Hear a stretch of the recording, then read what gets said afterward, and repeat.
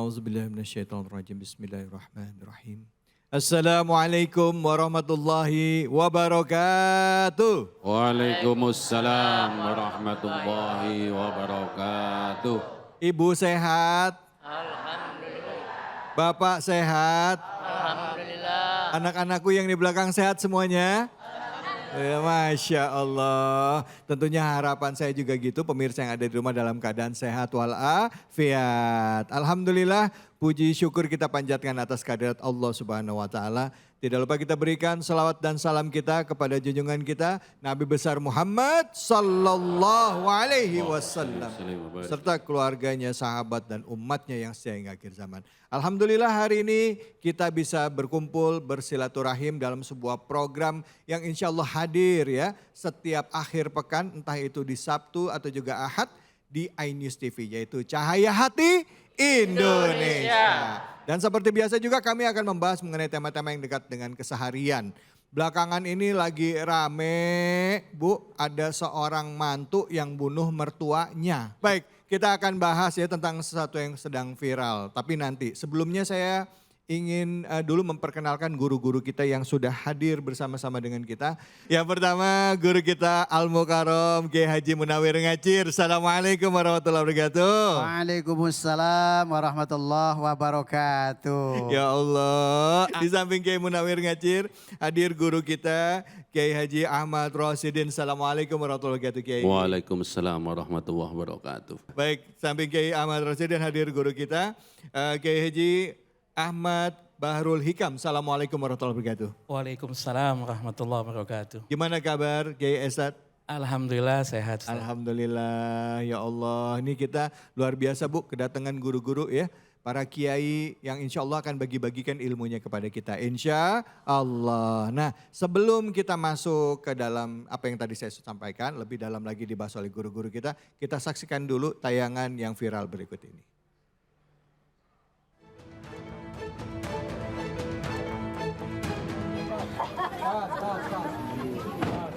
Ponia histeris mengetahui Agus Sophia suaminya tewas dibunuh oleh Arthur Wehor, warga Amerika Serikat yang merupakan mantunya sendiri. Pembunuhan terjadi saat korban tengah berkebun di belakang rumahnya di kawasan Raharja, Banjar, Jawa Barat yang dipicu kesalahpahaman. Keluarga korban yang kesal sempat merusak mobil pelaku. Menurut saksi, usai pembunuhan pelaku sempat masuk ke rumah dan ganti baju. Pria 35 tahun ini akhirnya ditangkap polisi. Istri korban menyayangkan polisi tidak menangkap pelaku setelah melakukan pengrusakan di rumah korban beberapa hari lalu. Ya, kasus ini rame banget terjadi di daerah Banjar ya.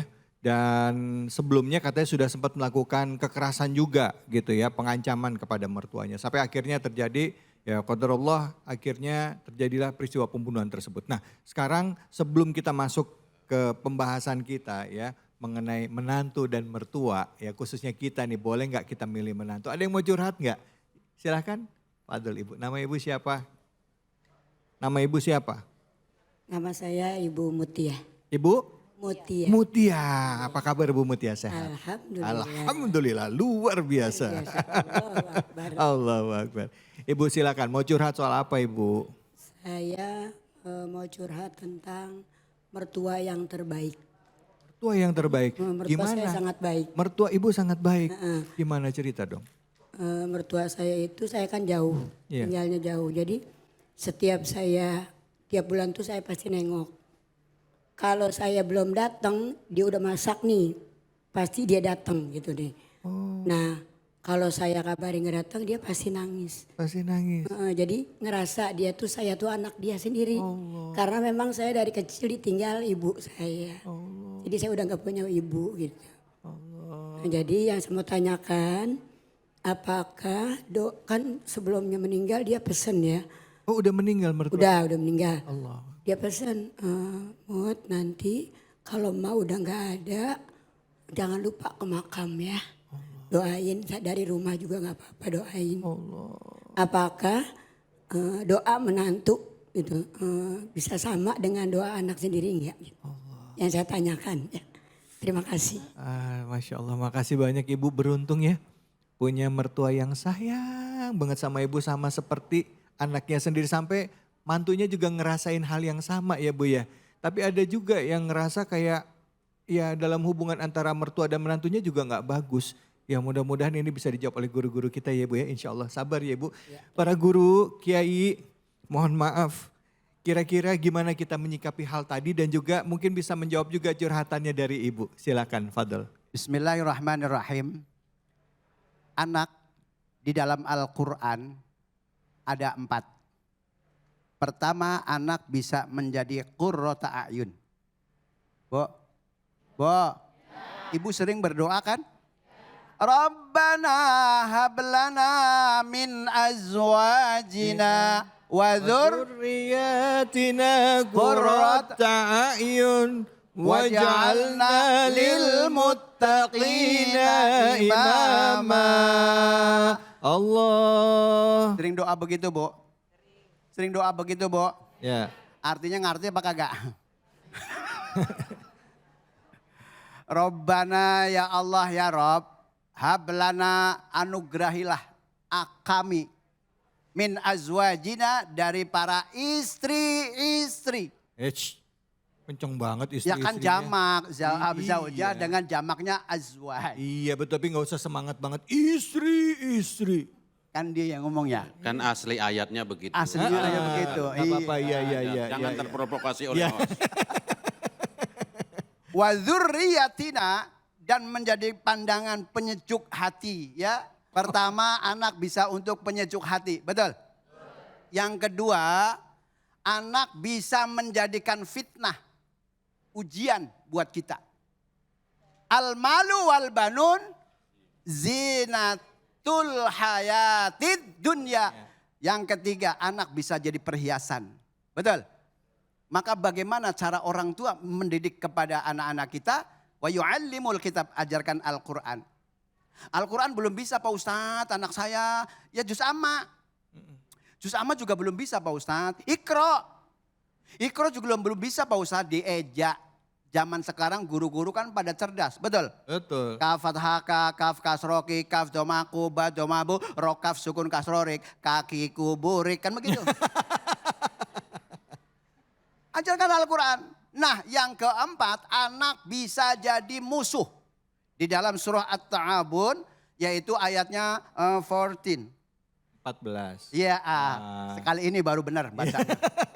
Itu. Yang ke-14, Allah jelaskan, ya ayyuhallazina amanu inna min azwajikum wa auladikum aduwwan lakum fahdharuhum wa in ta'fu wa tasfahu wa taghfiru innallaha ghafurur rahim. Allah. Wahai orang-orang yang beriman masjid Takwa. maka kalian, ini mohon maaf Bu, Allah manggil kita, wahai orang yang beriman, inna min azwajikum. Sesungguhnya para Istri. wa auladikum dan para anak-anak. Lakum kepada azuwul lakum, karena itu bisa menjadikan musuh buat kita. Gara-gara salah paham dengan tadi yang di tayangan kita, Iya. akhirnya orang tua jadi korban. Betul? Betul. Nah kalau seperti ini siapa yang disalahkan?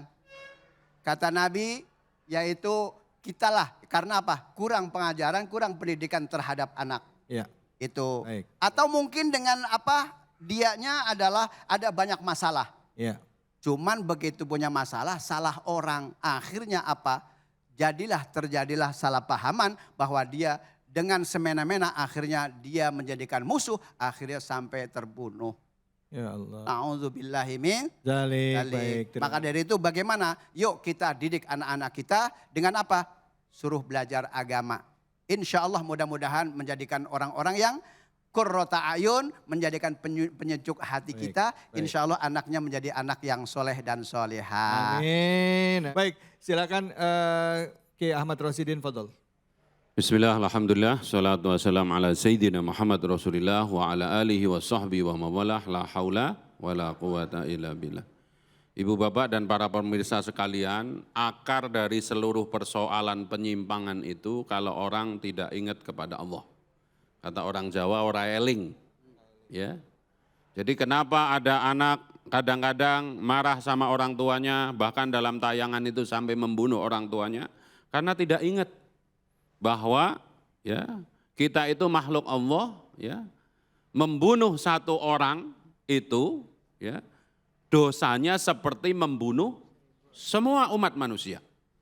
Maka ya yang terpenting dari hidup ini sejatinya bagaimana kita terus ingat kepada Allah. Mau jadi anak, mau jadi orang tua, yang penting itu ingat Allah. Ingat Allah kalau dalam syariat namanya zikir. Sehingga ada hadis Nabi, perbandingan orang yang ingat kepada Allah dan orang yang tidak ingat Allah, perbandingannya seperti hidup dan mati. Jadi kalau kita ini hidup, tapi cuman hardolin kata orang Sunda, tahu hardolin? Dahar, modal, ulin. Ya, kerjanya cuman makan, habis itu ke toilet, habis itu jalan sana, jalan sini, enggak ingat Allah, ada adzan enggak mendengar, ada punya duit enggak mau infak, enggak mau taat kepada Allah, itu seperti zombie. Kalau di film barat, kalau di film Cina ada vampir yang loncat-loncat gitu ya, ditempelin kertas kuning baru diem ya. Ya. Maka mengawali sesi ini saya ingin mengajak sebuah pesan dari Sayyidina Mu'ad bin Jabal. Ya, beliau mendapatkan doa dari Rasulullah SAW secara langsung. Wahai Mu'ad, jangan pernah engkau tinggalkan fi duburi sholatikum. Setiap kamu selesai sholat. Allahumma a'inni ala dzikrika wa syukrika wa husni ibadatik. Ya Allah, tolong agar aku ingat selalu kepadamu. Mau sholat, enggak sholat, di jalan dimanapun ingat.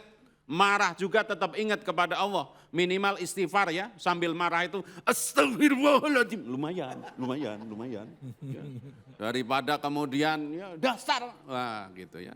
Biasanya kan begitu ya, nenek marah sama cucunya, suami istri. Kalau istighfar masih bagus, astagfirullahaladzim itu masih bagus. Kalau enggak dasar anak. Nah, disebut itu yang ada di Ragunan.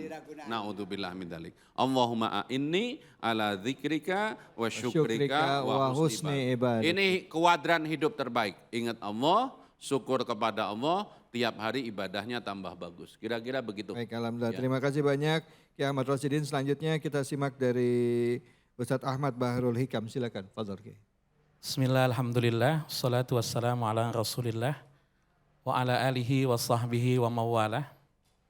Nyambung dari tadi Kiai Ahmad Rosidin bahwa benar ada satu hadis yang cukup menyentuh hati kita ya. Ka'bah itu buat kita suci. Saking sucinya banyak orang yang nabung bertahun-tahun supaya bisa melihat Ka'bah. Bahkan berapa banyak orang yang ingin meninggal di sana.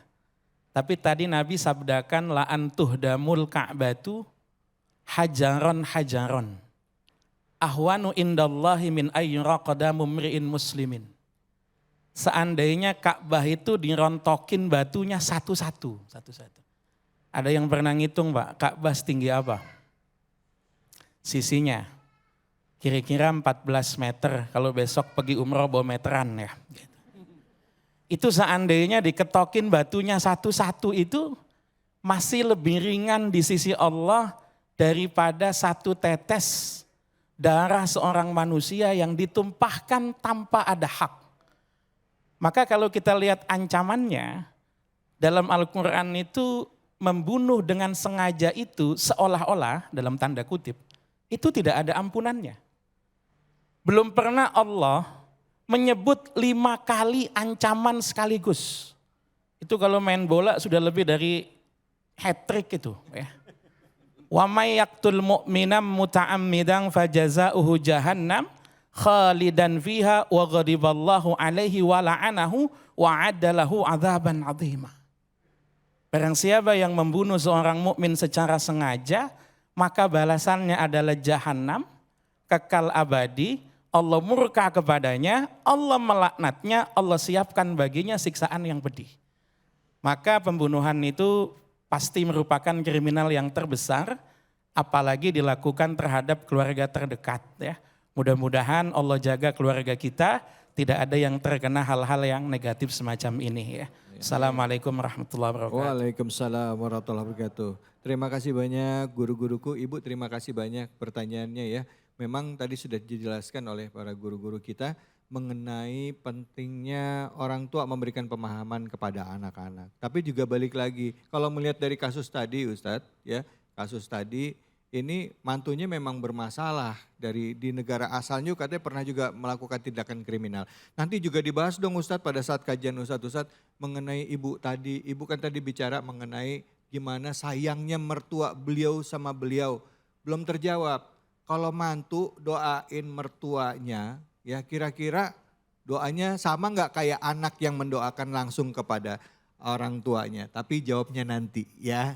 Jangan kemana-mana, tetap di sini di Cahaya Hati Indonesia.